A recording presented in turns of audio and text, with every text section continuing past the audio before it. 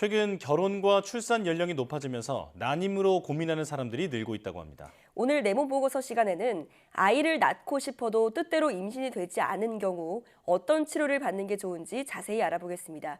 아주대학교 병원 산부인과 김미란 교수 화상으로 연결돼 있습니다. 교수님 안녕하십니까? 네, 안녕하세요. 네, 아주대병원 안녕하십니까? 산부인과 김미란 교수입니다. 네. 자, 차근차근 살펴보겠습니다. 먼저 의학적으로 어떤 상태를 난임이라고 하나요?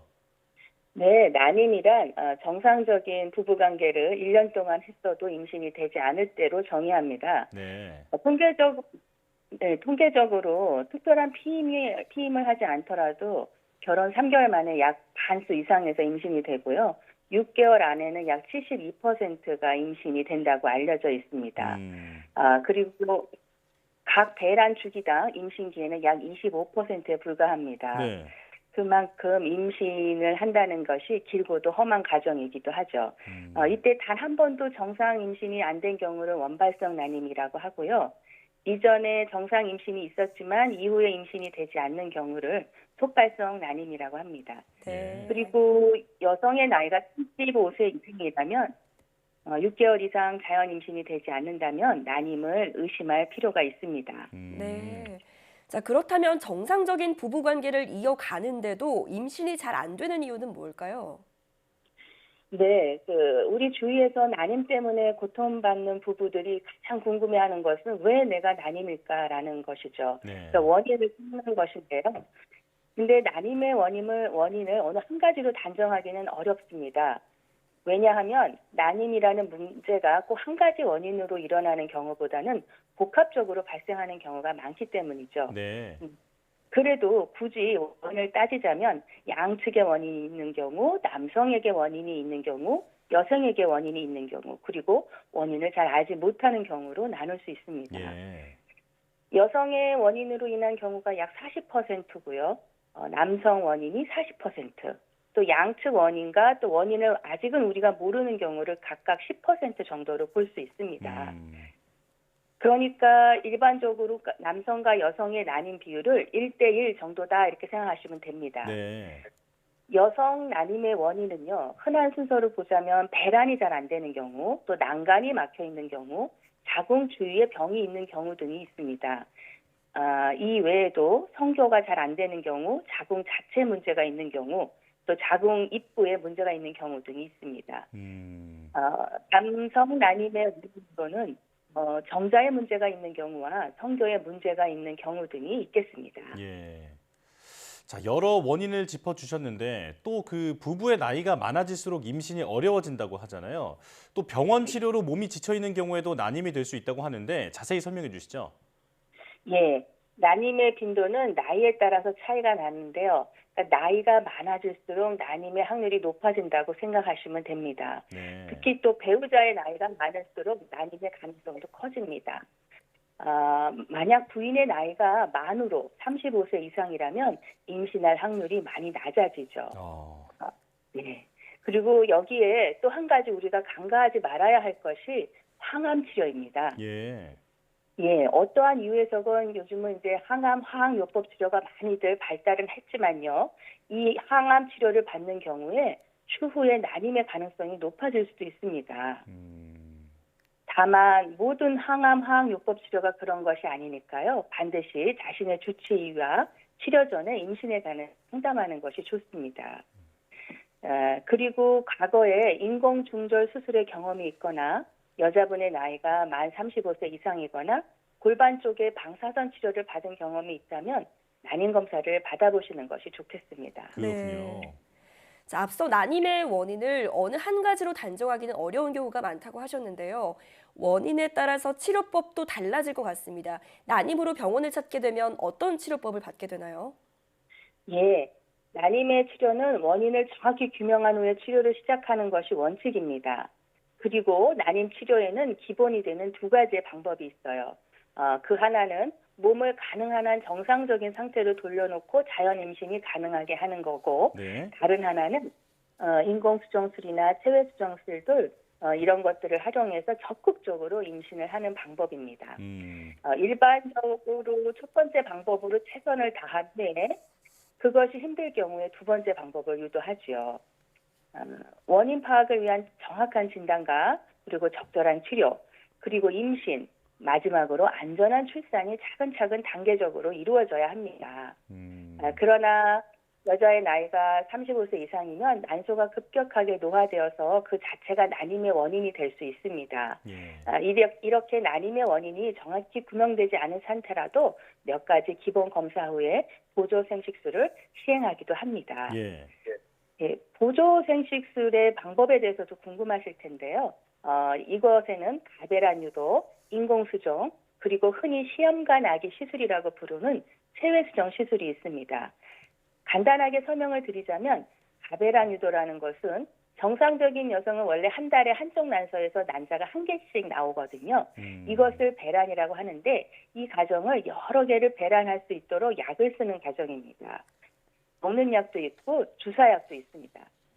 처음에는 먹는 약을 쓰다가 여기에 반응이 없거나 임신이 안 되면 주사약으로 바꿉니다. 그리고 인공수정이란 여성의 배란 시기에 맞춰서 남성의 정액에서 좋은 정자만을 추출해서 자궁 안에 넣어주는 방법입니다. 사실 인공수정이란 말보다는 자궁 내 정자주입술이라는 것이 더 정확한 표현입니다. 그리고 마지막으로 체외수정술이 있는데요. 이것은 여성의 남자와 남성의 정자를 각각 획득해서 몸 밖에서 수정을 시킨 후에 일정 기간 배아를 키워서 잘 키워진 배아를 여성의 자궁 안에 넣어주는 방법입니다. 네. 자, 저희가 OX 퀴즈를 준비를 했는데요. 질문을 듣고 OX판을 들어주시면 되겠습니다. 자, 난임이라는 말이 여성에게만 적용되는 말일까요? 네. 답은 X입니다. 네. 제가 앞에서도 잠깐 말씀을 드렸는데요. 원인 중에 남성 원인이 약 40% 정도입니다. 남성의 경우에는 보통 한 번 사정할 때마다 약 1억에서 2억 마리 정도의 정자가 배출된다고 알려져 있었는데요. 과거와 비교해 봤을 때 현대인의 남성 정자 수는 거의 반 정도로 줄어들었습니다. 그러다 보니 자연히 난임의 원인을 제공하는 남성의 빈도도 증가하고 있습니다. 남성 난임의 검사는 이성에 비해서 굉장히 간단하고요. 단기간 내에 이상한지 아닌지를 판별할 수 있으니까 먼저 검사하는 것이 원칙입니다. 남성의 경우는 정액 검사만을 통해 가해 능력 평가가 가능하니까요. 이것을 너무 어려워하실 필요도 없습니다. 여기서 혹시 이상이 나왔다면 일주일 후에 다시 한번 검사를 해보고요. 그래도 이상이 나왔다면 비뇨기과적인 검사와 치료를 받는 것이 좋습니다. 자, 난임의 원인이 남녀 1대1 정도 된다는 부분을 잘 기억을 해야겠고요. 자, 그렇다면 이번엔 난임을 치료하는데 남성보다 여성의 치료가 더 어렵다는 말은 사실일까요? 그것은 X입니다. 네, 오늘은 오답이 많이 나오는데요. 이 말은 왜 틀리냐면 남성에 비해 여성의 치료가 더 어려운 것이 아니라 남성에 비해 여성의 치료 과정이 더 어렵다라는 것이 맞는 말입니다. 예를 들어 체외수정술은 가베란 유도, 난제 채취, 배아 이식 이런 순서로 진행이 되는데요. 이 모든 과정이 거의 여성이 감내할 몫입니다. 물론 난자 채취하는 날 남성도 정자를 제공합니다만 남성의 정자 제공은 여성들이 하는 시술 과정과 비교하면 매우 간단하고 편리한 방법이죠. 그래서 여성 치료 과정이 더 어렵다라는 것이 맞는 말입니다. 남성 난임 치료를 위해서는 미세 수정술이라는 것이 개발되었는데 대부분의 남성 원인이 이 방법을 통해서 해결됩니다. 하지만 이것은 정자의 생성이 최소한이라도 있어야 합니다. 만약 정자 형성이 되지 않으면 남성 난임 치료가 매우 힘들어지고요. 현재 고환 조직에서 정자가 형성되지 않는 것에 대해서 근본적인 원인을 밝히기 위해서 많은 연구가 진행 중에 있습니다. 자, 다음 질문인데요. 한 번 떨어진 난소 기능은 복구가 안 되고 또 그렇기 때문에 치료를 해도 소용이 없다는 이야기가 있던데 이 말은 사실일까요? 이것은 세모입니다. 맞기도 하고 아니기도 한다는 뜻인데요. 난소의 기능은 난소가 얼마나 많은 난자를 가지고 있느냐에 따라 정해집니다. 여성은 만 25세에 임신 가능성이 가장 크고요. 25세 이후에는 점차 그 능력이 떨어집니다. 35세를 기점으로 임신 능력이 급격히 감소하는데요. 왜냐하면 난소에 있는 난자의 수가 아주 빨리 없어지기 때문입니다. 없어진 난자는 이론적으로 절대 다시 만들어낼 수가 없습니다. 그래서 난소 기능이 나빠지면 복구가 안 된다는 것이죠. 이렇기 때문에 난소 기능이 떨어지는 것은 나이가 들면서 자연스러운 현상이죠. 그런데 다른 이유로 난소 기능이 떨어지기도 합니다. 예를 들어 아까 잠깐 말씀드렸다시피 과거에 항암 화학 치료를 받았는데 이것이 난소에 치명적인 악영향을 줄 수도 있고요. 난소 수술을 여러 번 해서 그럴 수도 있고 또 요즘은 고용량의 면역 치료나 장기간에 먹는 항암제 치료로도 난소 기능 저하를 초래할 수도 있습니다. 네. 요즘은 이런 경우에 대비해서 미리 난자를 채취해서 얼려놓거나 난소 조직 자체를 획득해서 얼려놓거나 혹은 난소 보호 주사를 일정 기간 처방하기도 합니다.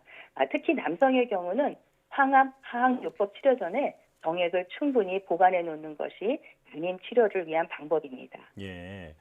자, 교수님 이제 마지막 질문이 될 것 같은데요. 지금까지 난임의 원인과 치료법 여러 가지 올바른 정보를 알아봤는데 무엇보다 예방이 먼저 아니겠습니까? 자, 난임을 예방할 수 있는 방법 조금 간략하게 설명해 주시죠. 예, 맞습니다. 치료보다 좋은 게 예방이죠. 어느 질병이나 마찬가지로 난임 예방법도 같습니다. 우선 건강한 임신과 출산을 위해서는 여성과 남성 모두 적정한 체중을 유지하는 것이 좋고요. 네. 너무 말라도 혹은 너무 비만해도 임신에 악영향을 줍니다. 그리고 평소에 규칙적인 습관, 적당한 운동을 하시는 게 좋고요. 과도한 스트레스를 받지 않도록 스트레스를 이겨낼 만한 자기만의 노하우를 가지는 것이 좋습니다. 예. 그리고 제가 여러 번 말씀드렸는데 항암 치료를 받게 된다면 주치의와 치료 전에 임신에 관한 이야기를 상담하는 것이 좋습니다. 예. 특히 어리거나 젊은 나이에 여성일수록 유념하시기 바랍니다. 네. 자, 오늘 난임에 대해서 알아봤는데요. 부부 공동의 문제인 만큼 부부가 함께 노력하는 게 중요하겠습니다. 자, 내 몸 보고서 아주대학교 병원 산부인과 김미란 교수와 함께했습니다. 교수님 고맙습니다. 감사합니다.